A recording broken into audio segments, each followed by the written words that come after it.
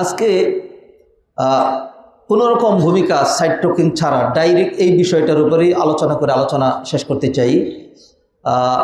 কোরআন সুন্নায় যে আয়াতগুলো হাদিসগুলো রয়েছে দুই চারটার অন্তত হালকা একটু ব্যাখ্যা বিশ্লেষণ, এরপরে আমাদের যে মৃত্যুগুলো হয় এরকম 7টা মৃত্যু, 7 ধরনের মৃত্যু, এটার একটা অবস্থা আমরা আলোচনা করব।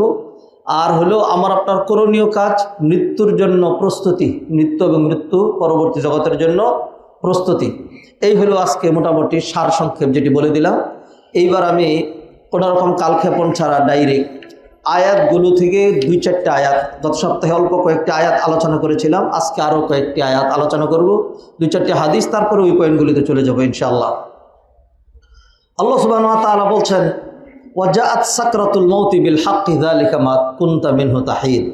মৃত্যুর জ্বালা যন্ত্রণা, মৃত্যুর যেই শীতল পরশ তোমার দরবারে হাজির হয়ে গিয়েছে, আর এইটাই তো তুমি এইটার থেকেই তুমি পলায়ন করার চেষ্টা করতে। দেখো এই মৃত্যু তোমার দরবারে, প্রতিটা মানুষ এরকম দেখবে, আপনিও দেখবেন, আমিও দেখব। প্রস্তুত যদি থাকি ভালো, হাসতে হাসতে মারা যাবেন, জান্নাত দেখে জান্নাতে যাবেন উইদাউট টেনশন, চোখের পানি ছাড়া ছাড়া, আফসোস করা ছাড়া হাসতে হাসতে যাবেন। ছেলে মেয়ে পরিবার পরিজন কোনো কিছুর জন্য আর খারাপ লাগবে না। ট্রাভেলটা হবে একদম সেরকম, জার্নিটা হবে ভিআইপি জার্নি, ঠিকানা হবে জান্নাতুল ফেরদাউস। আর যদি প্রস্তুত না হয় কাঁদতে কাঁদতে আফসোস করতে করতে যাবেন, কোনো লাভ হবে না। দুনিয়ার কাঁদনের আফসোসের শেষ আছে, যে কোনো জিনিসের ক্ষত শেষ হয়, কিন্তু মৃত্যুর সময় থেকে যদি ক্ষত শুরু হয় তাহলে এটার কি নাই, কোনো শেষ নাই। আল্লাহ আমাদেরকে বোঝার তৌফিক এনায়েত করেন। আল্লাহ সুবহানাহু ওয়া তাআলা বলছেন, আলা ইন্না আউলিয়া আল্লাহ, যারা আল্লাহর ওলি হইতে পারবে, লা খাউফুন আলাইহিম, তাদের ভয় নেই, দুশ্চিন্তার কোনো কারণ নাই। ভয় নেই মানে কি, ওই যে মরার সময় ভয় থাকবে না, মরার পরে কবরে হাসরে কোথাও তাদের কোনো ভয় থাকবে না। তবে হইতে হবে আল্লাহর ওলি, আউলিয়া। আলা ইন্না আউলিয়া আল্লাহ।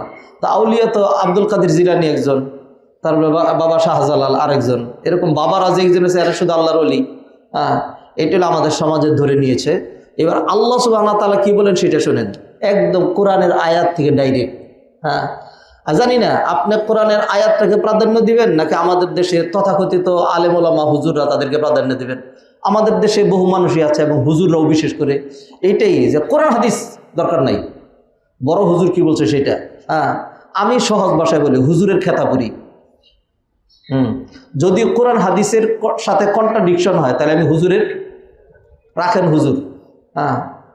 কোনো মাদানি, কোনো কাদানি, আর কোনো দেওবন্দি, আর কোনো কাসেমি, আর কোনো ওই যে নকশাবন্দি, মুজাদ্দিদি, কাদেরি, কোনো ফেতনাবাজ, কোনো কমবক্তা আপনাকে রক্ষা করবে না। আপনার রক্ষা কবচ 2টা জিনিস, একটা নাম কোরআন আর একটা নাম কি হাদিস। এবার আসেন, যদি আল্লাহর ওলি হইতে পারেন তাহলে জান্নাতে যেতে পারবেন, দুশ্চিন্তা হবে না, ভয় হবে না, মরার সময় না, না মরণে, না কবরে, না হাসরে, কখনো হবে না। দলিল নেন, আল্লাহ খেয়াল করে শোনো, ইন্না আউলিয়া আল্লাহ, নিশ্চয়ই যারা আল্লাহর ওলি, লা খাউফুন আলাইহিম, তাদের ভয় নেই, ওয়ালা হুম ইয়াহজানুন, এবং তাদের টেনশনেরও কোনো কারণ নাই। এবার আল্লাহ বলে দিচ্ছেন আল্লাহর ওলি কারা। এই দেখেন, আমার দিকে তাকান, লুক এট মি এভরিওয়ান, আল্লাযীনা আমানু ওয়া কানু ইয়াত্তাকুন, যারা ঈমান এনেছে, যারা ঈমানদার, এরা ওয়া কানু ইয়াত্তাকুন, আর যারা তাকওয়া অবলম্বন করে অথবা করত, যারা তাকওয়া অবলম্বন করে, আল্লাহকে যারা ভয় করে। এই 2টা শর্তে আল্লাহ সুবহানাহু ওয়া তাআলা ওলি বলেছেন। যার ঈমান যত মজবুত, যার তাকওয়া যত বেশি, সে তত বড় ওলি। আর যার ঈমান যত দুর্বল আর যার তাকওয়া যত কম, সে ছোট ওলি, সে ছোট ওলি। এটা আল্লাহ সুবহানাহু ওয়া তাআলা সংজ্ঞা দিয়েছেন। এবার আমার আপনার প্রশ্ন, নিশ্চয়ই আমরা আমাদের পরিচয় নিজেদেরকে বৌদ্ধ, খ্রিস্টান, ইহুদি, হিন্দু, এই পরিচয়টাকে আপনি ধারণ করেন? যদি বলি এই পরিচয়টা দিবেন, আপনি 1 লক্ষ টাকা দিবেন এই পরিচয়টা? আপনি দিচ্ছেন না, তাইলে আপনি নিজেকে পরিচয় দিচ্ছেন ইমানদার হিসাবে, তাইলে আপনার এটা আছে, আপনি একজন ইমানদার। আমাদের ইমানের মধ্যে খাত আছে, এটা আমরা জানি, ইমানের মধ্যে খাত আছে। সাহাবায়ে কেরাম যারা আল্লাহ, যারা নবীর সাহচর্য পেয়েছেন, যাদের উপর কোরআন নাজিল হয়েছে, যারা 1500 বছর আগে এসেছিলেন, এই উম্মতের মধ্যে যারা সবচেয়ে সেরা মানুষ, নবীজি হাদিসে বলছেন খায়রু উম্মতি কারনি, সেই তারা পর্যন্ত নিজেদেরকে এরকম মনে করতেন যে আহারে আমার না জানি কত খাত। কিছু ভুলভ্রান্তি তাদের মধ্যেও ঘটেছে। তো আমরা ১৫০০ বছর পরের যারা, আমরা তো সাহাবীদের মতো হওয়ার, একেবারে নিষ্পাপ হওয়ার, দুধের দোয়া হওয়ার, পাপ মুক্ত হওয়ার প্রশ্নই আসে না। এবং আল্লাহ সুবহানাহু ওয়া তাআলা, আমি বারবারই বলি, রেসপন্সিবিলিটি নিয়ে কোরআন সুন্নাহর আলোকে বলি, এরপরে যদি ভুল হয় আল্লাহর কাছে ক্ষমা চাই। সেটা কি?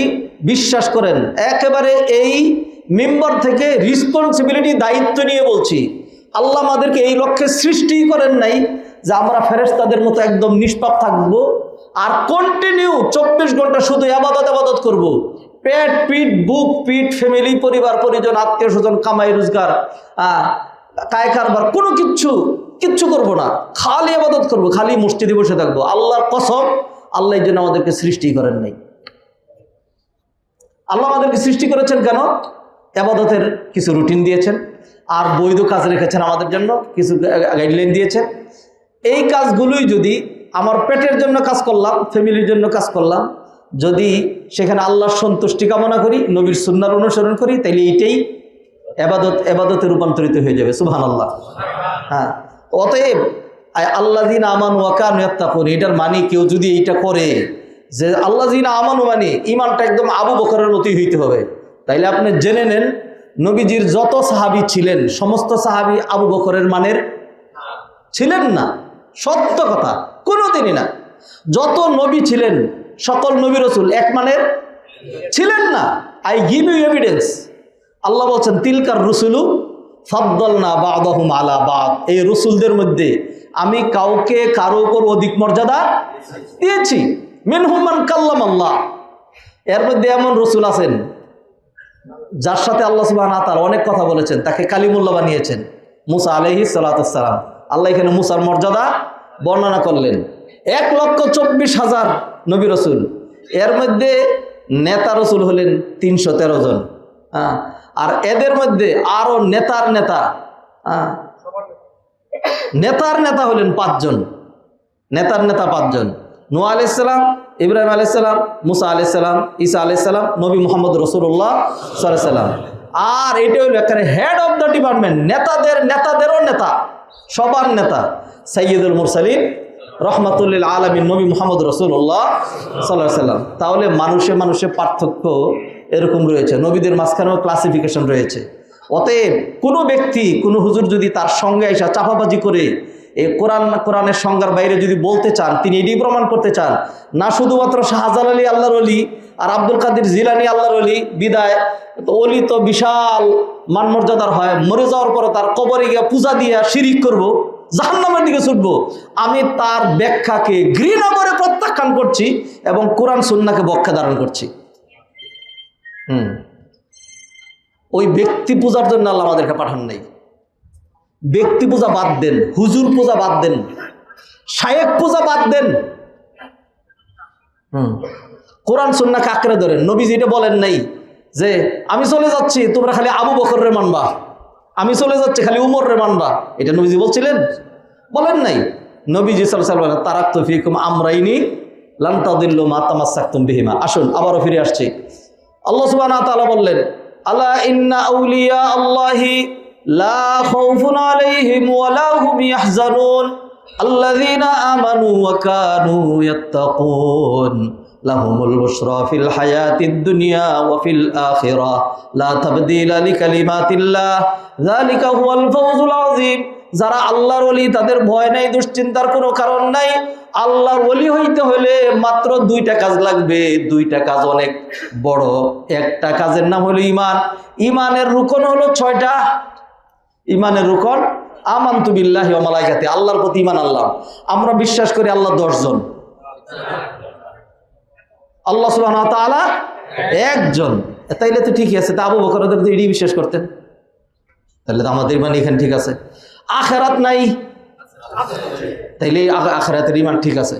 আমানতু বিল্লাহি ওয়া মালাইকাতিহি ওয়া কুতুবিহি ওয়া রুসুলিহি ওয়াল ইয়াউমিল আখিরি ওয়াল কদারি খাইরিহি ওয়া শাররিহি মিনাল্লাহি তাআলা। এই যে 6টা বিষয়, 6টাই আমরা বিশ্বাস করি। ফেরেশতারা আছে, ফেরেশতাদেরকে দেখি না, ফেরেশতারা নিষ্পাপ, ফেরেশতারা আল্লাহর অবাধ্য হয় না, সারাক্ষণ ফেরেশতারা ইবাদত করে, এগুলো তো আমরা বিশ্বাস করি, আমরা অস্বীকার করি না। ভাগ্যের ভালো মন্দ আছে, আমার ভাগ্যে যেটা আছে সেটাই হবে। হ্যাঁ, ভাগ্যের ভালো যেটা হয় সেটাও নির্ধারিত, খারাপ যেটা হয় সেটাও নির্ধারিত, সবই বিশ্বাস করি, সকল নবী রাসূলকে আমরা বিশ্বাস করি, তাইলে ইমান এগুলি ঠিকই আছে। আবু বকরের এরকম ইমান ছিল। এইবার আসেন আমলের ক্ষেত্রে, ওয়াকানু ইয়াত্তাকুন, যারা আল্লাহকে ভয় করে। আল্লাহকে ভয় করা কি?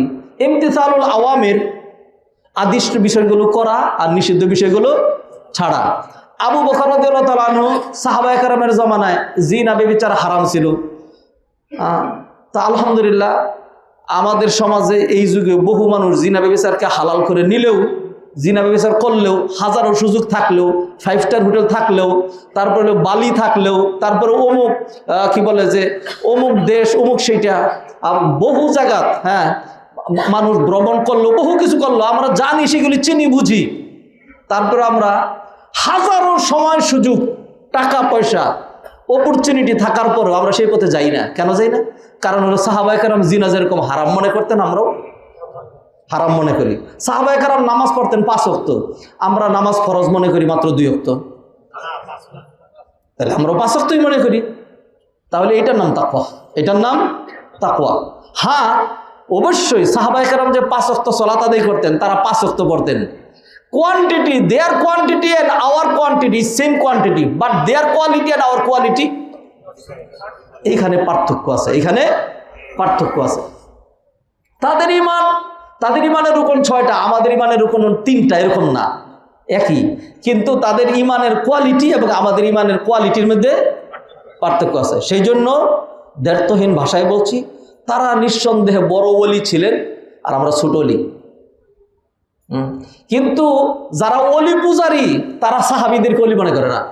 তারা ওলি মনে করে ওই যে তার জটওয়ালা বাবা, তার ল্যাংটাসা বাবা, হ্যাঁ, সকল কিছু বের করে বসে থাকতো। হ্যাঁ, বলে যে ল্যাংটা হইলে কি হইব, হ্যাঁ, বাবার অনেক কিছু মাল আছে, যা মাল সম্পদ ছিল সব তো সে বের করে বসে রয়েছে। এই যে আমার চোখের সামনে দেখা, চোখের সামনে গাজীপুরের শালনার এখানে এক পাগলা ল্যাংটা হয়ে বসে থাকতো, এখানে ভিক্ষা করতো। এটা শৈশব থেকে আমরা দেখে আসছি। এই বাস লাইনটাই হয়েছে আমাদের চোখের সামনে দিয়ে। হ্যাঁ, এখানে মানুষ দিত, এরপরে যখন মারা গেল তো ব্যবসা তো জমে গেছে, এখন মাজার সেখানে। আমি নিজে আমার উপস্থিতির ঘটনা বলি। বাস থামাইছে ওরা টাকা দেওয়ার জন্য, এইখানে টাকা দেওয়ার জন্য, এই মাজারে টাকা দেওয়ার জন্য। তখন আমি মদিনা ইউনিভার্সিটিতে পড়ে ছুটিতে আসছি। আমি বললাম সর্বনাশ, এখানে দেওয়া যাবে না, শিরিক। এখনের মতো তারা এত দুর্বল ছিলাম না, তখন সাহসী ছিলাম। তখন ড্রাইভারের বুঝাই ফেলছি, তো ড্রাইভার থাক দিস না রে। কন্ট্রাক্টর এসে কাছে এসে আমারও তার দমক দিতে পারে নাই, দমক ড্রাইভারে দেখার রাখেন, আমার গাড়ি অ্যাক্সিডেন্ট উনি বাঁচাইব।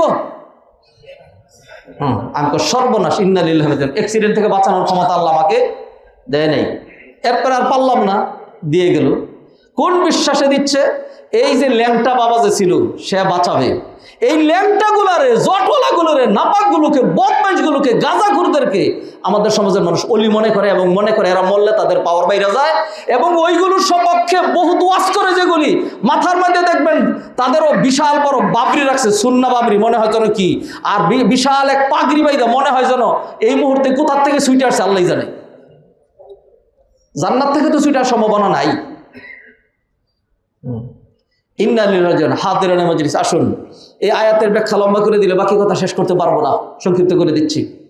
আল্লাহ সুবহানাহু ওয়া তাআলা বললেন, যারা ইমানদার তাদের মৃত্যুর সময় কোনো ভয় নাই। যারা আল্লাহর ওলি তাদের মৃত্যুর সময় কোনো ভয় নাই। আসুন আমরা আল্লাহর ওলি হয়ে যাই। আল্লাহ বলে দিচ্ছেন, আল্লাহু শব্দ শুনেন, আল্লাহ মানে কি? আল্লাহ মানে জটওয়ালা না, আল্লাহ মানে আল্লাহ। আল্লাহু ওয়ালি আল্লাযীনা আমানু, যারা ইমানদার তাদের ওলি হলেন আল্লাহ। অন্য আয়াতে আল্লাহ আরো স্পষ্ট করে বললেন, ওয়াল্লাহু ওয়ালিউল মুমিনিন, আল্লাহ হলেন মুমিনদের ওলি। ওলি মানে বন্ধু। এই ওলির বহু বচন হইল আউলিয়া। আমি যদি আপনার বন্ধু হই তাহলে আপনি আমার কি? বাপ। হ্যাঁ, তাহলে আমি যদি আপনার বন্ধু হই তাহলে আপনি আমার বাপ। সম্পর্ক তো এইভাবে হয়। আমি যদি কোনো মহিলার স্বামী হই তাহলে সে আমার কি? স্ত্রী। আমি যদি কোনো লোকের ভাই হই তাহলে সে আমার কি? ভাই। এটি তো সম্পর্ক। আমি যদি কারো বন্ধু হই তাহলে সে আমার শত্রু, বন্ধু। তাইলে আল্লাহ বলছেন আল্লাহ ইমানদারদের বন্ধু, তাহলে ইমানদাররা আল্লাহর বন্ধু। হ্যাঁ, আল্লাহ সুবহানাহু ওয়া তাআলা আর অন্য বলছেন, আল্লাযীনা আমানু ইউকাতিলুনা ফি সাবিলিল্লাহ ওয়াল্লাযীনা কাফারু ইউকাতিলুনা ফি সাবিলিত তাগুতি ফাকাতিলু আউলিয়া আশ-শাইতান। শয়তানেরও ওলি আছে, শয়তানেরও বন্ধু আছে, যারা কুফরের পথে চলে, যারা পাপের পথে নেতৃত্ব দেয়, এদেরকে বলা হয়েছে শয়তানের ওলি। আর যারা মসজিদে আসে, নামাজ পড়ে, তাকওয়া অবলম্বন করে, ঈমানকে মজবুত করে, এইগুলি নিয়ে চেষ্টা সাধনা করে, এরা হলো আল্লাহর ওলি। আল্লাহ সুবহানাহু ওয়া তাআলা আমাদের সবাইকে সত্যিকার অর্থে আল্লাহর ওলি হওয়ার তৌফিক এনায়েত করেন। এই ধরনের ওলিদের মৃত্যু কিরকম হবে? ওই যে লা খাউফুন আলাইহিম, তাদের কোনো ভয় নাই, তাদের কোনো দুশ্চিন্তা নাই। আরেকটা আয়াতে আল্লাহ বলেন কুল্লু মান আলাইহা ফান। এই আয়াত পড়লেই সবাই বুঝে, ওয়ায়াবকা ওয়াজহু রাব্বিকা যুল জালালি ওয়াল ইকরাম। কুল্লু মান আলাইহা, এই ধরাদমে এই সৃষ্টিতে যা কিছু আছে, ফান মানে ফানা ফানা হয়ে যাবে। ফানা ফানা শব্দের জন্য বুঝেন, ফানা ইয়াফনা মানে ধ্বংস হয়ে যাওয়া। ওয়ায়াবকা, ইয়াবকা বাকি থাকা থেকে, আমরা যে বলি বাকি অথবা সাবেক, সাবেক এটি সব আরবি শব্দ, বাকি এটা আরবি শব্দ। হ্যাঁ, ওয়ায়াবকা ওয়াজহু রাব্বিক, শুধুমাত্র তোমার রবই বাকি থাকবেন, যুল জালালি ওয়াল ইকরাম, যিনি হলেন মহিয়ান লড়িয়ান আল্লাহ সুবহানাহু ওয়া তাআলা। এইভাবে কোরআনের অসংখ্য আয়াত মৃত্যুকেন্দ্রিক। দুটো আয়াতের উপরেই বললাম, এরপরে আর বলছি না, আয়াতগুলো রেখে 2-4টা হাদিসের দিকে চলে যাচ্ছি। গত সপ্তাহে দুটো হাদিস আপনাদের সামনে আলোচনা করেছিলাম, 2টা অথবা 3টা 4টা, আজকে আরও 1-2টা হাদিস আপনাদের সামনে আলোচনা করতে চাই। আল্লাহ রসুল সাল্লাল্লাহু আলাইহি ওয়াসাল্লাম বললেন, আল কাইয়িসু মান দানা নাফসাহু ওয়া আমিলা লিমা বা'দাল মাউত। বুদ্ধিমান ওই ব্যক্তি যে নিজেকে নিয়ন্ত্রণ করে, কন্ট্রোল করে চলার চেষ্টা করে। মান দানা নাফসাহু, নফস, নফস হইল কার নাম?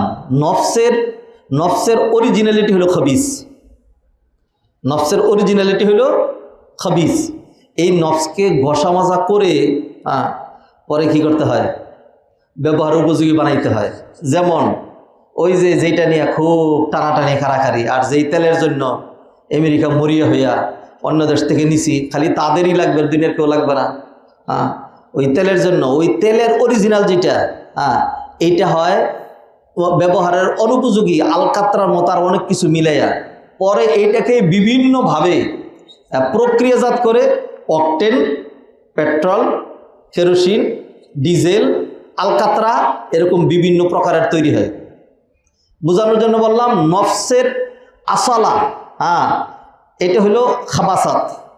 ইউসুফ আলাইহিস সালাম বলছেন, ওমা উবাররিউ নাফসি ইন্নান নাফসা লাআম্মারাতুন বিসসু। নফসের সাফাই গাচ্ছি না, নফস মানুষকে খারাপ কাজের প্ররোচনা দিয়ে থাকে। তাই নফসের একটা প্রকার হলো, বেশি প্রকার যেটা, এটা নফসে খাবিস। নফসে খাবিস। তো এইটা হলো নফস। তো এই নফসের কি করতে হয়? যদি ছেড়ে দেন তো এমন জোরে দৌড় দিবে, কঠিন অবস্থা, এমন জায়গায় গিয়ে থামবে যেই জায়গার নাম হলো জাহান্নাম। নফস, এই জন্য এটাকে সারাক্ষণ লাগাম লাগায় রাখতে হয়, নিয়ন্ত্রণ করতে হয়। যে নাকি গাড়ি চালায়, গাড়ি ছেড়ে দিয়া তাই একটু কিছুক্ষণ চিন্তা করলো যে ঠিক আছে গাড়ি চলছে, আমি একটু ঘুমাই নেই আধা মিনিট 1 মিনিট। ড্রাইভার সাহেব তা কি ভাবেন? কারণ ড্রাইভার সাহেব যান, যতই ঘুম আসে, এই যে দেখেন আমার দিকে, আমি নিজেও তো গাড়ি চালাই, যতই ঘুম আসে, ঘুম আসলে আবার চোখের মধ্যে কসলা নিয়ে এরকম করে তাকা থাকতে হয়। এরপরে হইল সেকেন্ড, এটাকে ইংরেজিতে কি বলে জানি না, জার্মান ভাষা বলে সেকুন্ডে স্লাফেন, মানে 1 সেকেন্ড ঘুম। এই 1 সেকেন্ড হঠাৎ চোখ লেগে যায়, যে তাকায় থাকার মধ্যেই এর মধ্যে অ্যাক্সিডেন্ট হয়ে যায়। 1 সেকেন্ড, তার মানে আমি বুঝাইতে চাচ্ছি, খেয়াল করেন, একজন ড্রাইভার তার গাড়ি চালানোর সময় সে যেরকম প্রতিটা সেকেন্ড সারাক্ষণ চেষ্টা সাধনা করে, যদি কোনো ড্রাইভার দেখে কন্ট্রাক্টর ঘুমাই গেছে, হেল্পার ঘুমাই গেছে, সব যাত্রী ঘুমাই গেছে, এখন সেই ড্রাইভার মনে করে ঠিক আছে সবাই যেহেতু ঘুমাইছে তাহলে আমিও ঘুমাই, তাইলে এমন ঘুমই হবে যেই ঘুম থেকে আর জীবনে ওঠা লাগবে না। সবাই ঘুমাই গেল, ড্রাইভার কি মনে করে যে সব ঘুমাইলো, আমার ঘুমানো যাবে না। ভাইজান, এক্সাম্পলটা ভুলেন না, মনে রেখেন, আপনিও আপনার শরীরের, আপনার নফসের, আপনার চোখের, আপনার গুপ্তাঙ্গের, আপনার পেটের, আপনার পিঠের, আপনার সত্তার ড্রাইভিং আল্লাহ সুবহানাহু ওয়া তাআলা আপনার হাতে দিয়েছেন। নফসটাকে যদি ছেড়ে দেন, গাড়িটাকে যদি ছেড়ে দেন, স্টিয়ারিংটা যদি ছেড়ে দেন, ব্রেকটাকে যদি ছেড়ে দেন, তাহলে এটা কোথায় যাবে? গাতায়ও যাইতে পারে, গাছের উপরে উঠতে পারে, আরেক গাড়ির সাথে বাড়ি খাইতে পারে, যেমনি যেটাই হোক আলটিমেট রেজাল্ট হলো ক্ষতি হবে, মৃত্যু হয়ে যেতে পারে। আপনি যদি গাফেল হয়ে যান তাহলে নফস এমন জায়গায় যাবে, আপনাকে শিরিকেও নিয়ে যেতে পারে, জিনাতেও নিয়ে যেতে পারে, তারপর চুরি চামারিতেও নিয়ে যেতে পারে, আর সর্বশেষ জাহান্নামেও নিয়ে যেতে পারে। যেন নবীজি বলেন আল কাইয়িসু, বুদ্ধিমান ওই ব্যক্তি, মান দানা নাফসাহু, যে নাকি is able to control his নফস, নিজের নফসকে যে নিয়ন্ত্রণ করে, লাগামটা টেনে রাখে। ঘোড়ার গাড়ি, উটের গাড়ি, গরুর গাড়ি, এটার ব্রেক হলো লাগাম। আর বর্তমানে আমরা ওই যে গাড়ির যে ব্রেক, এই ব্রেক হলো পায়ের মধ্যে। তো এই ব্রেকের মধ্যে সারাক্ষণই দেখবেন যে গাড়ি চালায়, এক্সেলারেটরে পা দিচ্ছে, আবার একটু হওয়ার আগেই পাটা ওই দিকে নিয়ে আবার একটু কাট কাট করে ব্রেক দিচ্ছে। হ্যাঁ, সাংঘাতিক জরুরি। ড্রাইভিং যখন শেখানো হয় তখন আগে এক্সেলারেটর শেখানো, আগে ব্রেক। হ্যাঁ, কিছু হোক না হোক, তুই আগে যেইটা মন চাই সেটা ব্রেকে বাড়া দিবি। ব্রেক শিখতে হবে। তাহলে শিখেন নিজের নফসটাকে লাগাম কষে ধরতে হবে, তাই না, ধরতে হবে। তো বুদ্ধিমানের ব্যক্তি যে নাকি নিজের নফসের লাগাম টেনে ধরতে পারে। লাগাম টেনে ধরে কি করে? ও আমিলা, এবং আমল করে, লিমা বাদাল মাউত, মৃত্যুর বাদে যেই জগৎ শুরু হলো সেটার জন্য যে আমল করে, এই লোক হলো প্রকৃত বুদ্ধিমান। আর নির্বুধকে যে নাকি নফসের লাগাম ছেড়ে দেয়, যা কত দূরে যাইতে পারবে, গাড়ি ছাইড়া দেন অনেক জোরে যাইতে পারবে, খুব জোরে, অথবা দেন পারা স্কেলের মধ্যে খুব জোরে যাইতে পারতেছে, খুব বীর। তো বীরগিরি দেখান, একটু পরে দেখবেন যে চেদ্রে যাবেন কে। হ্যাঁ, হাত ধরে নামাজের সম্মানিত ভাইয়েরা, এই নবীজির একটা হাদিস হালকা বিশ্লেষণ করলাম, আর একটা হাদিস বিশ্লেষণ করে আমি অন্যদিকে চলে যাব। নবীজি সাল্লাল্লাহু আলাইহি সাল্লাম বললেন, লাক্কিনু মাউতাকুম লা ইলাহা ইল্লাল্লাহ। তোমরা যদি কারো মৃত্যুর সময় উপস্থিত থাকো, যদি দেখো এই লোকটার খুব কঠিন অবস্থা, মারা যাচ্ছে, তখন তোমরা তাকে তালকিন দিবা লা ইলাহা ইল্লাল্লাহ। তালকিন মানে স্মরণ করাই দিবা। হ্যাঁ, তার পাশে নিজের এই জোরে জোরে বলতে থাকবা, লা ইলাহা ইল্লাল্লাহ, লা ইলাহা ইল্লাল্লাহ, আস্তে আস্তে লা ইলাহা ইল্লাল্লাহ। এই বলেন বলেন, এই বলো বলো লা ইলাহা ইল্লাল্লাহ। নিষেধ এটা, আপনি তাকে এটা বলতে পারবেন না, তাকে আদেশ করতে পারবেন না। অথবা আমাদের দেশে অন্যান্য অনেক কাজ করে, এইটা করে সেটা করে, এগুলি না। নবীজি মৃত্যুর যে সময়টা, এটা খুবই কঠিন। হ্যাঁ, অনেক কষ্টের মধ্যে দিয়ে একটা লোক বিদায় হয় দুনিয়া থেকে, একটা জগৎ থেকে আরেক জগতে পাড়ি জমায়। ওই মুহূর্তে আপনি যদি তারে বলেন বলো লা ইলাহা ইল্লাল্লাহ, সেইটাও বলতে পারে যে ধর রাখ তোর লা ইলাহা ইল্লাল্লাহ, আমি মারা যাচ্ছি, আমি সহ্য করতে পারতেছি না। অথবা বলে না আমি বলবো না, তাহলে এটা কুফরি হয়ে যেতে পারে, সেজন্য এটা বলা নিষেধ। আপনি তার পাশে বলবেন লা ইলাহা ইল্লাল্লাহ, লা ইলাহা ইল্লাল্লাহ, লা ইলাহা ইল্লাল্লাহ, নিজেরাই পড়তে থাকবেন লা ইলাহা ইল্লাল্লাহ। একটা লা ইলাহা ইল্লাল্লাহর পরিবেশ হয়ে যাবে। তখন আল্লাহ সুবহানাহু ওয়া তাআলা তার জন্য সহজ করে দিবেন। সেও যদি বলে ফেলে লা ইলাহা ইল্লাল্লাহ জবান দিয়া, অথবা মনে মনেও, জবানে পারতেছে না, জবান ঘুরতেছে না, মনে মনে বলে ফেলবে লা ইলাহা ইল্লাল্লাহ। ওই মনে মনেরটা তা আমি যদি চুপ করে থাকি তো বুঝবেন না, সেটা দেখাইলাম আর কিভাবে। হ্যাঁ, অন্তর অন্তর বলে ফেলে লা ইলাহা ইল্লাল্লাহ যদি বলে ফেলে, হ্যাঁ, আর এরপরে যদি মারা যায়, তাহলে নবীজি কি বললেন? মান কানা আখিরু কালিমাতিহি লা ইলাহা ইল্লাল্লাহ ইনদাল মাউত, মৃত্যুর সময় যে নাকি লা ইলাহা ইল্লাল্লাহ বলবে, দাখালাল জান্নাহ, ওই লোক জান্নাতে চলে যাবে। ইয়াউমা মিনাদ দাহার, যদি এরকম হয় যে এই লোকটা অনেক বেশি পাপিষ্ঠ ছিল, অনেক মানুষের হক নষ্ট করছে, জুলুম করছে, অনেক খারাপই করছে, যদি এরকম হয় যে লোকটা আসলে কোনো দিক দিয়েই ভালো দেখি নাই, হ্যাঁ, সব খারাপ ছিল, কিন্তু মৃত্যুর সময় সে কি বলছে? লা ইলাহা ইল্লাল্লাহ। হ্যাঁ, তাইলে আপনি নিশ্চিত থাকেন, যদি লা ইলাহা ইল্লাল্লাহ মৃত্যুর আগে বলে থাকে, তাহলে সেই লোকটা জান্নাতে যাবেই। তবে প্রশ্ন একটা থাকলো, সেটা হলো কি এত পাপ করেও প্রথমেই জান্নাতে চলে যাবে? হ্যাঁ, আল্লাহ যদি চান তাহলে প্রথমেই যাবে। আর যদি আল্লাহ এইগুলির বিচার করেন, ওয়া ইন আসাবাহু ক্বাবলা যালিকা মা আসাবাহু ইয়াওমা মিনাদ দাহার, আর সে জান্নাতে যাবে, তবে হইতে পারে যেই পাপগুলি করছিল এইগুলির শাস্তি ভোগ করে কোটি কোটি বছর জাহান্নামের থেকে তারপরে কোথায় যাবে? জান্নাতে যাবে। আল্লাহ আমাদেরকে মাফ করে দেন। তবে ঈমান নিয়ে কেউ মারা গেলে, লা ইলাহা ইল্লাল্লাহ বলে কেউ মারা গেলে জান্নাতে যাবে, either before punishment or after punishment. আল্লাহ সুবহানাহু ওয়া তাআলা আমাদেরকে পানিশমেন্টের দ্বারস্থ না করেন। আল্লাহ সুবহানাহু ওয়া তাআলা এর আগেই আমাদেরকে তওবা করে নিজেদের গুনাহগুলো মাফ করানো, এবং মৃত্যুর সময় যারা আমার আলোচনা শুনছেন, পরবর্তী যারা শুনবেন, এই ক্লিপগুলো, আমাদের এই লিঙ্কটা আপনি আপনার আত্মীয় স্বজনকে দিবেন, তারাও শুনে যদি উপকৃত হয়। হ্যাঁ, এবং অনেক সময় ছেলেমেয়েরা শুনতে চায় না, কাছে দাঁড় করে যে শোন, একটু এই কথাটা শোন, বাবার একটু শোন। হ্যাঁ, এরকম করে শোনাবেন। আল্লাহ আল্লাহ ভালো জানেন কখন কোন কথায় কার মধ্যে আসর করবে। হ্যাঁ, বলা, দাওয়াত দেওয়া এটা আমাদের দায়িত্ব, আর আসর করা, কলবের ভিতরে ঢুকিয়ে দেওয়ার দায়িত্ব আল্লাহ সুবহানাহু ওয়া তাআলা। এটা আপনি জানেন না। আর আপনার মাধ্যমে যদি আল্লাহ একজনকে হেদায়েত করেন, হ্যাঁ, তাহলে এর চেয়ে বড় অ্যাচিভমেন্ট আর কিছুই নাই। আল্লাহ সুবহানাহু ওয়া তাআলা আমাদেরকে তৌফিক এনায়েত করুন। সম্মানিত ভাইয়েরা, মানুষের মৃত্যুর সময় যে কঠিন জটিল অধ্যায়টা হয়, মৃত্যুর অবস্থা, অনেককে আপনারা বাহ্যিকভাবে দেখছেন কষ্ট করে মারা যাচ্ছে, কিন্তু কি কষ্ট যে এইটা বর্ণনা করা সম্ভব নয়। মানুষের মৃত্যুর সময় যেই অবস্থাটা হয়, এরকম 7টা সিচুয়েশন আপনাদের সামনে আমি তুলে ধরব। যেই সময়টুকুন আছে 7টার জন্য যথেষ্ট নয়, তবু এর চাইতে অল্প সময়ে হালকা পাটা করে বলে বাকি আমাদের যে প্রস্তুতিমূলক বিষয়গুলো সেগুলোর দিকে আমি যাব। নাম্বার 1, 1 নাম্বার মৃত্যু কাদের? সেটা হলো আল মুমিনুন আল ফাসাকা।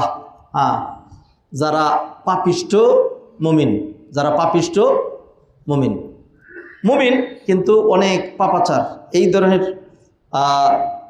মানে লোকদের মৃত্যুর কথা আল্লাহ বললেন, হাত্তা ইদা জা আহাদাহুমুল মাউতু, যখন তাদের মৃত্যু চলে আসবে, ক্বালা রব্বির জিউন, বলবে যে আল্লাহ একটু সুযোগ দেন, বুঝছি মারা যাওয়া লাগবে, আরে প্রস্তুতি তো নেই, আমার একটু সুযোগ দেন, তাহলে আর একটু আমল করবো, মানে আফসোসের মধ্যে দিয়ে। আল্লাহ বলবেন কাল্লাহ, নেবার, ইন্নাহা কালিমাতুন হুয়া কাইলুহা। আরেকটা আয়াতে আল্লাহ বলছেন ওয়া আনফিকু মিম্মা রাযাকনাকুম মিন ক্বাবলি আন ইয়াতিয়া আহাদাকুমুল মাউত ফায়াকুল রাব্বি লাউলা আখারতানি ইলা আজালিন করিবিন ফাসাদদাক ওয়া আকুম মিনাস সালিহিন। আল্লাহ একটু অবকাশ দেন না, একটু অবকাশ দিলে আমল করে আমিও সালেহিনদের অন্তর্ভুক্ত হয়ে যাব। তাহলে যারা পাপিষ্ঠ ইমানদার, গুনাহগার ইমানদার, গুনাহগার ইমানদার, বেশি গুনাহগার আর কি, গুনাহ নাই, গুনাহ ছাড়া কোনো ইমানদার নেই। আরও সহজ করবে, গুনাহ ছাড়া কোনো মানুষই নেই, গুনাহ ছাড়া কোনো মানুষই নেই। নবীন এবং যারা নাকি আম্বিয়া কেরাম রসুল, আমাদের আকীদা তারা মাসুম, তাদের থেকেও যৎসামান্য টুকটাক এদিক সেদিক যেটা হয়েছে, মানুষ হিসেবে আল্লাহ এটা ঘটিয়েছেন। আল্লাহ আবার সেটা সংশোধন করে তাদেরকে মাফ করে নিষ্পাপ করে দিয়েছেন। কিন্তু তারা যে মানুষ ছিলেন, তারা যে ফেরেশতা না, এইটার প্রমাণ আল্লাহ সুবহানাহু ওয়া তাআলা রেখেছেন। যেমন আদম আলাইহিস সালামকে কোটি কোটি নিয়ামত দিলেন আর নিষেধ করলেন একটা, শেষমেশ আদম আলাইহিস সালাম এটা খান নাই, খেয়েছেন। এটা আল্লাহ প্রমাণ রেখেছেন, আল্লাহ সুবহানাহু ওয়া তাআলা প্রমাণ রেখেছেন। আচ্ছা, যাই হোক, তাহলে আমরা মানুষ মাত্রই গুনাহগার, মানুষ মাত্রই যাদের গুনাহটা অনেক বেশি বেশি, যদি গুনাহ কম হয় নেকামল বেশি হয়, তাহলে তো এমনি কপাল খুলে যাবে ইনশাআল্লাহ। আল্লাহ আমাদেরকে আমাদের কপাল, সবার কপাল খুলে দেন। যারা বেশি গুনাহ করছি সমস্যা নাই, আমরা যারা বেশি গুনাহ করছি সমস্যা নাই। আবার খেয়াল করবেন, আমরা যারা বেশি গুনাহ করছি সমস্যা নাই। কেন সমস্যা নাই? ততদিন পর্যন্ত সমস্যা নাই যতদিন পর্যন্ত আল্লাহ হায়াত রেখেছেন। যদি তওবা করতে পারি, নিজেকে সংশোধন করে নিতে পারি, তাহলে সমস্যা নাই। আর যদি এইটার উপরেই অবিচল অটল থাকি, তাহলে সমস্যা কারে কয়ে হারে হারে টের পাওয়া যাবে। আল্লাহ মাফ করেন। আসুন, সুযোগ আছে, যদি খালেস নিয়তে তওবা করে নেক আমলের ধারা অব্যাহত করি, যা গুনাহ করছিলাম আল্লাহ ওই গুনাহগুলোকে সব বানায় দেবেন। এর চেয়ে বড় অপরচুনিটি আর কি আছে? হাদিরিনে মজলিস, সম্মানিত ভাইয়েরা, মৃত্যু 7 রকম মৃত্যুর মধ্যে প্রথম যে মৃত্যুর উল্লেখ করলাম সেটা হলো গুনাহগার ইমানদারদের মৃত্যু। এটা খুব আফসোসের মৃত্যু হবে, আফসোসের সময় খুব ভাবে কি করলাম আমি, আমার কি, ওরে আহারে, যদি একটু করতাম, যদি একটু দান করতাম, যদি নামাজ পড়তাম, যদি একটু ভালো হইতাম, আরে কেন করলাম না, এরকম আফসোস করতে করতে সে মারা যাবে। এটা আল মুমিনুন আল ফাসাকা। 2 নম্বর আল মুমিনুন আস সালিহুন, আল মুমিনুন আস সালিহুন, নেককার ইমানদারদের মৃত্যু। নেককার ইমানদারদের মৃত্যু কীরকম হবে শুনেন। ইয়া আইয়াতুহান নাফসুল মুতমাইন্না ইরজিই ইলা রাব্বিকা রাদিয়াতাম মারদিয়া। ও নফসে মুতমাইন, তুমি নিজেরে সালেহ বানিয়েছিলে, সৎকর্মপরায়ণ বানিয়েছিলে, ইরজিই ইলা রাব্বিক, ফিরে রওনা দাও। ইরজিই, আর রুজু মানে প্রত্যাবর্তন করা, কারণ আমরা আসছিলাম কোত্থেকে? আল্লাহর কাছ থেকে। ইরজিই ইলা রাব্বিক, তুমি তোমার রবের কাছে ফিরে যাও। রাজিয়াতান, রাজিয়াতান, রাজি, রাজি খুশি। মারদিয়াতান মানে খুশির সাগরের মধ্যে হাবুডুবু খাইতে খাইতে যাও। রাদিয়াতান মারদিয়াতান, এখানে খুশির চরম পর্যায়ে নিয়ে, সবটুকুন খুশি নিয়ে। ফাদখুলি ফি ইবাদি, আমার নেককার বান্দাদের মধ্যে শামিল হও। ওয়াদখুলি জান্নাতি, ওয়াদখুলি জান্নাতি, ওয়াদখুলি জান্নাতি, আর আমার জান্নাতে প্রবেশ করো। তো এরকম যদি কেউ পায়, প্রস্তাব কেউ পায়, ডাক দিছেন, রাজি খুশি রওনা দাও, জান্নাতে যাওয়া নেককারদের মধ্যে। আর কি, ইন্নাল্লাযীনা ক্বালু রাব্বুনাল্লাহু সুম্মা ইসতাকামু, যারা ঈমান আনার পরে নেক আমলের উপর অবিচল অটল অনড় থাকবে, দৃঢ় থাকবে, তাতানাজ্জালু আলাইহিমুল মালায়েকা, ফেরেশতারা এসে বলবে লা তাখাফু, ভয় নাই, দুশ্চিন্তার কোনো কারণ নাই, আমরা ফেরেশতারা তোমার বন্ধু, জান্নাতের সুসংবাদ গ্রহণ করো। হ্যাঁ, look at this picture, this is your destination. হ্যাঁ, হুরপুরে রেখে বলবে যে ডিয়ার ফ্রেন্ড, হ্যাঁ come on, we are waiting for you, তাড়াতাড়ি আসো। এই জান্নাত দেখতে দেখতে, হুরপুরি দেখতে দেখতে নিজের বালাখানা এত সুন্দর করে রুমটা সাজানো হয়েছে।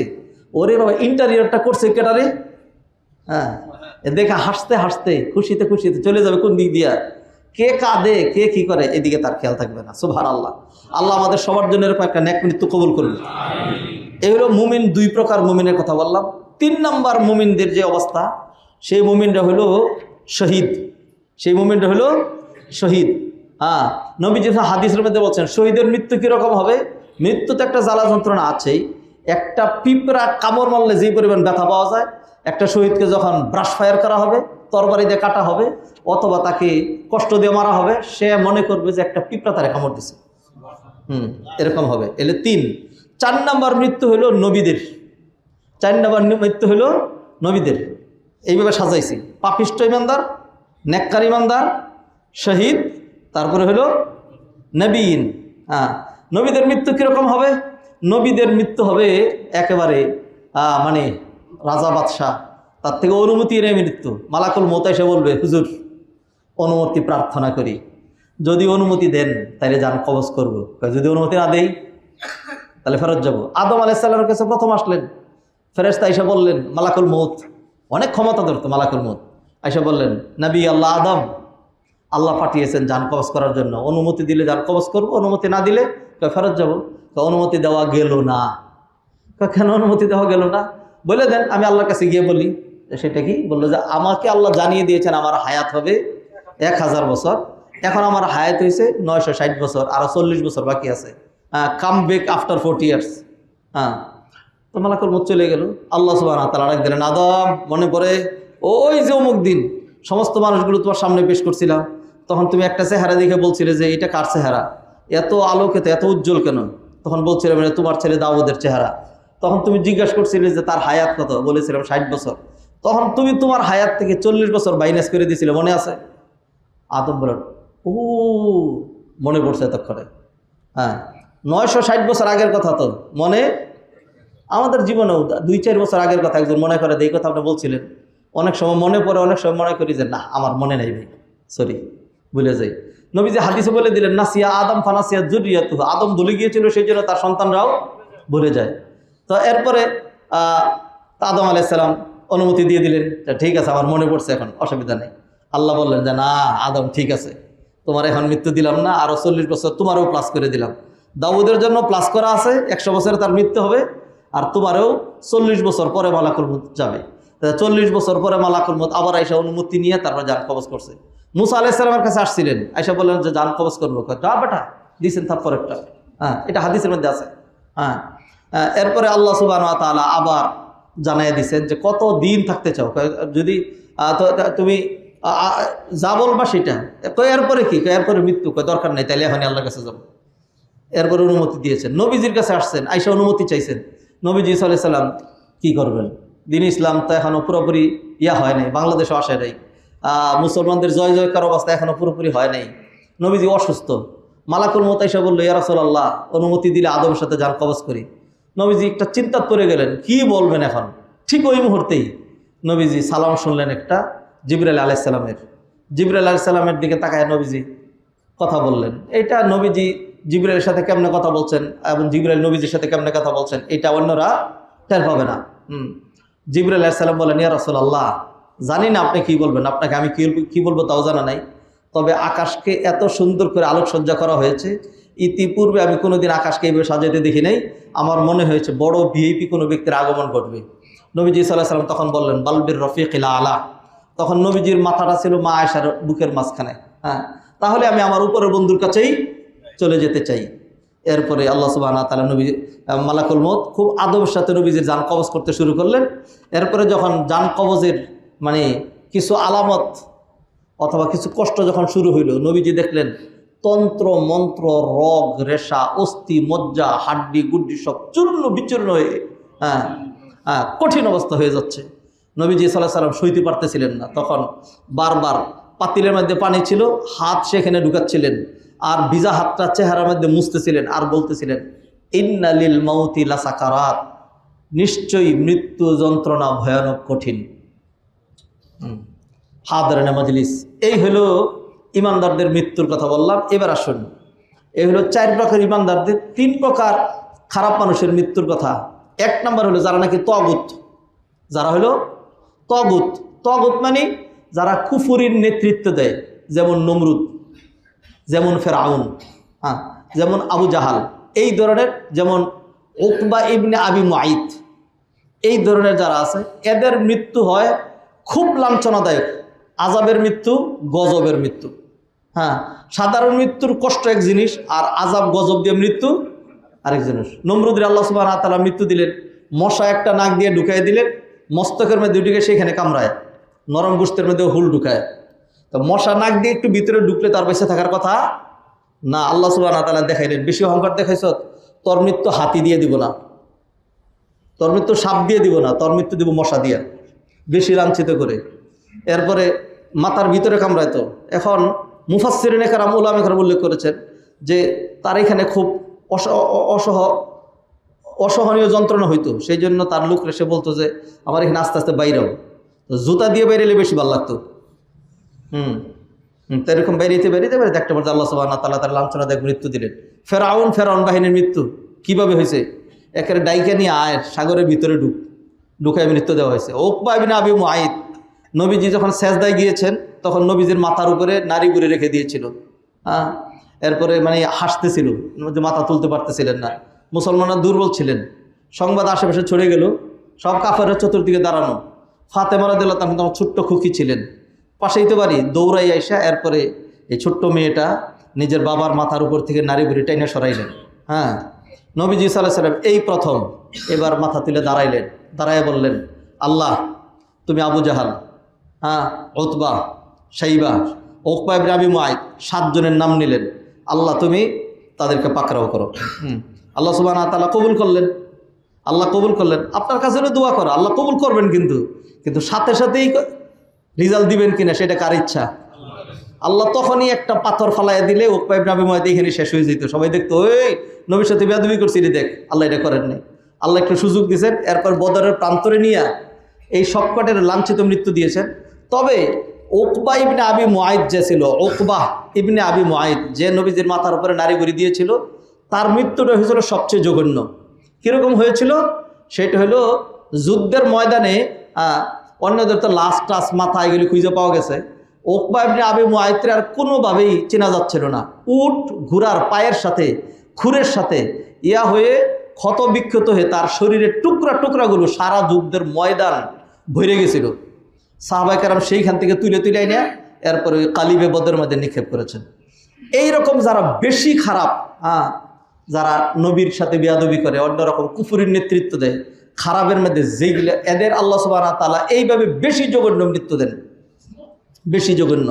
2 নম্বর হইল আল কাফারাতুল আম্মা, সাধারণ কাফেরদের মৃত্যু। সাধারণ কাফের, একটা হইল কাফের নেতৃত্ব দেয়, যেমন ওই যে ড্রাম, যেমন ড্রাম, হ্যাঁ, তারপর হইল বুশ, হ্যাঁ, এই ধরনের যেগুলো আছে এগুলি আলাদা। আচ্ছা, মাদার তেরেসা সেও কাফের, হ্যাঁ, কিন্তু মানবতার জন্য কাজ করে। এরকম অনেক ভালো মানুষ আছে যারা নিজের জীবন উৎসর্গ করে মানবতার সেবায়। আল্লাহকে চিনতে পারে নাই, আল্লাহ চান নাই সেই জন্য, হ্যাঁ, কিন্তু মানুষের ক্ষতি করে না। দলমত নির্বিশেষে আস্তিক নাস্তিক মুসলমান সবাইকে সে সহযোগিতা করে, মানবতার জন্য কাজ করে। আপনি কি মনে করছেন ওই ড্রাম আর ওই জর্জ বুশের শাস্তি আর এর শাস্তি একই রকম শাস্তি হবে? না, কোশ্চেন কালেও না। এই ধরনের সাধারণ কাফের যারা, এদের মৃত্যু হবে আরেক রকম। কীরকম মৃত্যু হবে? আল্লাহ কোরআনে বলল, ওয়ালাউ তারা ইয ইয়াতাওয়াফাল্লাযীনা কাফারুল মালায়েকাতু ইয়াদরিবুনা উজুহাহুম ওয়া আদবারহুম, এদের মৃত্যুর সময় ফেরেশতারা এসে ঘেরাও করবে, ঘেরাও করে হাত বাড়ায় দিয়ে বলবে যে এই তাড়াতাড়ি বের হ, বলবে না বেরোবো না। এদের এবং এর পাশাপাশি এটা হলো 6 নম্বর। 7 নম্বরটা বলে দিই জালেমদের মৃত্যু। 7 নম্বরটা হলো জালেম। জালেম কাফেরদের মধ্যে থেকেও হইতে পারে, আর জালেম ইমানদারদের মধ্যে থেকেও। একটা হলো আগে বলছিলাম পাপিষ্ঠ ইমানদারদের মৃত্যু। তো পাপিষ্ঠ হওয়া, পাপিষ্ঠ কারে কয়? জিনা করছে, চুরি করছে, মিথ্যা কথা বলছে, মাপে কম দিছে, ঠগিয়েছে, এইটা হলো পাপ। এটা কি? পাপ। আর জুলুম আলাদা আরেক জিনিস। জুলুম আলাদা আরেক জিনিস। আর জুলুমের খুব উর্বর ভূমি হইল বাংলাদেশ।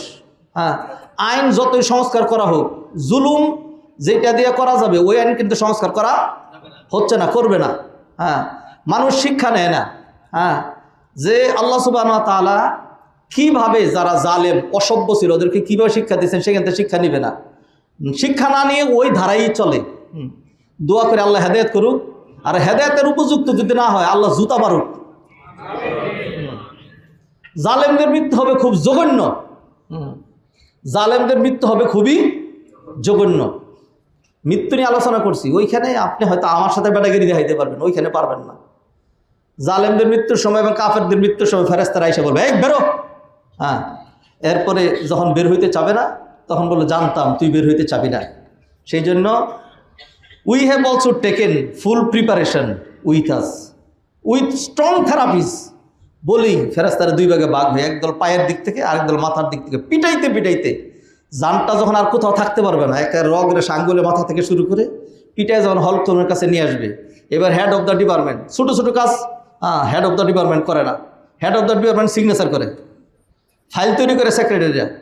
তো ফেরেশতারা পিটায় জান যখন এখানে আনবে, মালাকুল মউত বলবে সর, এইভাবে জান বের করে, জান কেমনে বের করে দেখ। এবার মালাকুল মউত ধরে যখন জানটা টান দিবে, ওইটার যে চিত্র এটা আমার পক্ষে বর্ণনা করা সম্ভব নয়। আল্লাহ আমাদেরকে হেফাজত করুন। হাদরানে মজলিস, এই মৃত্যু আমার আপনার প্রত্যেকেরই আসবে। মৃত্যুর কথাটা মনে করে হলেও আসুন আমরা প্রস্তুতি গ্রহণ করি। ভাইয়েরা, একদম সময় নেই আমার হাতে, আমি মৃত্যুর প্রস্তুতি স্বরূপ অল্প কয়েকটা কথা আপনাদের সামনে বলবো। এক নাম্বার, মৃত্যুর প্রস্তুতি হল ইমান। ইমানটাকে ঠিক রাখবেন, ব্যাখ্যার দরকার ছিল, সময় নেই। দুই নম্বর হলো ইসলাম। ইমান ইসলামের মধ্যে পার্থক্য কি? ইমান হলো অন্তরের বিশ্বাসের নাম, আর ইসলাম হলো নামাজ, রোজা, হজ, যাকাত, দান সদকা, কোরআন তেলাওয়াত। বাহ্যিক যেগুলি দেখা যায় এগুলি হলো ইসলাম, আর যা দেখা যায় না অন্তরের বিষয়, এটা নাম হলো ইমান। এই দুইটা ঠিক রাখবেন, এই দুইটা ঠিক নিয়ে কেউ যদি যেতে পারে জান্নাত হবে ইনশাল্লাহ। 3 নম্বর আমালে সালেহ। 3 নম্বর হলো আমালে সালেহ, ওভারঅল ভালো কাজ করতে থাকা। 4 নম্বর মুহাসাবাতুন নফস, আত্মসমালোচনা করা, আত্মসমালোচনা করা। এই যে নফস, নফস মানে নফস আর কি, ওই যে খবিস, যেটা প্রতিদিন লাগাম টান দিতে হবে। আর হলো ব্রেকের স্ক্রু ঢিলা হয়ে গেছে, ব্রেক ঠিকমতো কাজ করছে না, ব্রেক চাপ দিলে একটু নিচে চলে যায়। এগুলো যারা ড্রাইভ করে তারা বুঝবে। ব্রেকটাকে ঠিক করতে হবে। গাড়ির ছাদ, এসি, সিট টিট এইগুলি ছাড়াও এগুলো ভাঙ্গাচোরা হলেও চলবে, কিন্তু ব্রেকটা কি লাগবে? নতুন গাড়ির ব্রেক ভালো লাগবে, আর পুরান গাড়ির ব্রেক ভালো লাগবে। নতুন গাড়ির চেহারা একরকম, পুরান গাড়ির চেহারা আরেক রকম, কিন্তু সকল গাড়ির ব্রেক কয় নম্বর হইতে হবে? 1 নম্বর হইতে হবে। তাই নফসটাকে, এই ব্রেকটাকে প্রতিদিন শাসাইতে হবে, প্রতিদিন তওবা করতে হবে। এই নফস করলি কি তুই, সর্বনাশ করছ। নফস ভালো কিছু, আলহামদুলিল্লাহ তুই আজকে খুব ভালো করছ, আগামীকাল আর একটু বাড়াই করবে। এটা 5 নম্বর, ফাহমু হাকিকাতিদ দুনিয়া ওয়াল আখিরা। দুনিয়া এবং আখিরাতের যে হাকিকত কি জিনিস এটা জানতে হবে। একটা হাকিকত, দুনিয়া ভ্যালুলেস, আর আখিরাত ভ্যালু বর্ণনা করা সম্ভব নয়। দুনিয়া ক্ষণস্থায়ী, 1 সেকেন্ডের কোনো ভরসা নাই, আর আখিরাতের শুরু আছে তো শেষ নাই। 7 নম্বর আল ইনফাক, দান সদকা করা, বেশি বেশি দান সদকা করা। কারণ মৃত্যু আসলে মানুষ যে আফসোসটা করবে, এটা বলবে না যে আল্লাহ একটু ফিরিয়ে দেন, 2 রাকাত নামাজ পড়ে নেই, বলবে আল্লাহ একটু যদি সুযোগ দেন তাহলে দান সদকা করে নেই। 7 নম্বর তওবা করা, বারবার তওবা করা, তওবা করলে আর কোনো গুনাহ থাকে না।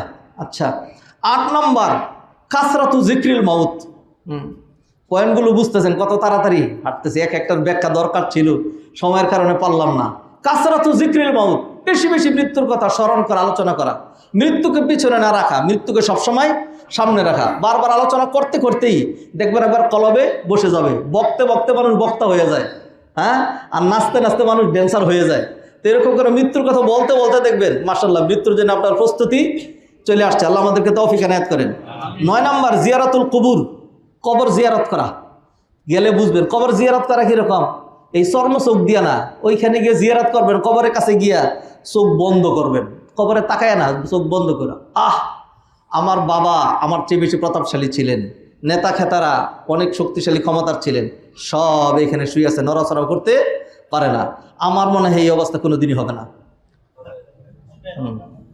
এইটা ভাবা যে আমারও এই অবস্থা হবে, এইখানেই আসা লাগবে। অতএব ওই বিল্ডিংয়ের চর্চা নয়, ওইখানকার এসির চিন্তা নয়, এইখানকার মাটির ঘরটাকে কেমনে সুন্দর করা যায়, এইটা না হলে আসল চিন্তা।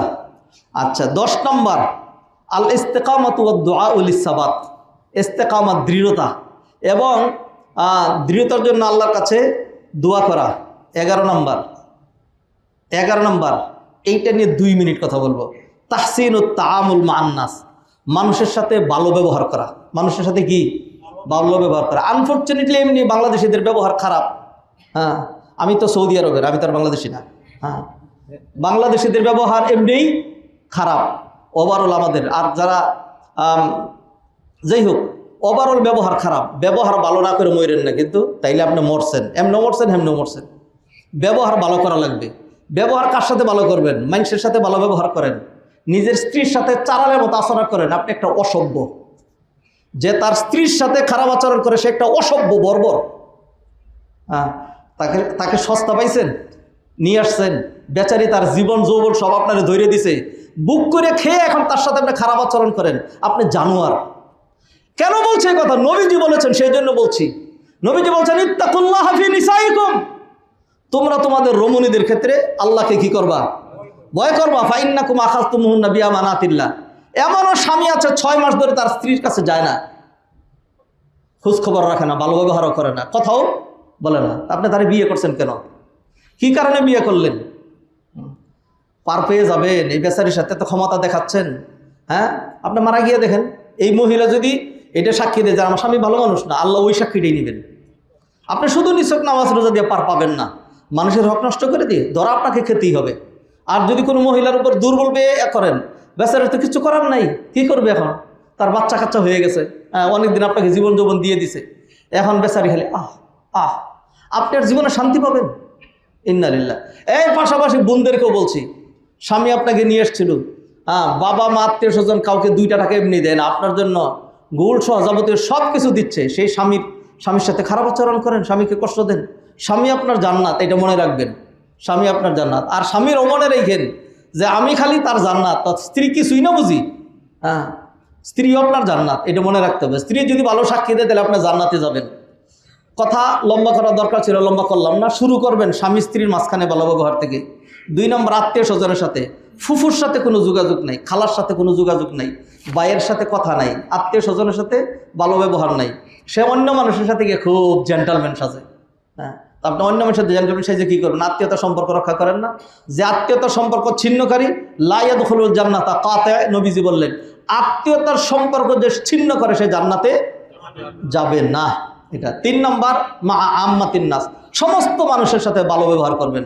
মানুষের সাথে ভালো ব্যবহার করা। ভাইজান, আপনি মারা গেলে আপনার স্ত্রী তো আপনার জন্য সবচেয়ে বেশি কাঁদবে আর আপনার জন্য চোখের পানি ফেলবে। হ্যাঁ, আপনার ছেলেমেয়েরা আত্মীয় স্বজনরা আগে দৌড়াই আসবে, তারপর এলাকাবাসী আসবে। মানুষ যদি আপনি মারা যাওয়ার পরে তারা মনে কষ্ট পায়, তারা যদি বলে আহারে লোকটা খুব ভালো মানুষ ছিল, তাহলে আল্লাহ আপনাকে জান্নাতে দিয়ে দেবেন।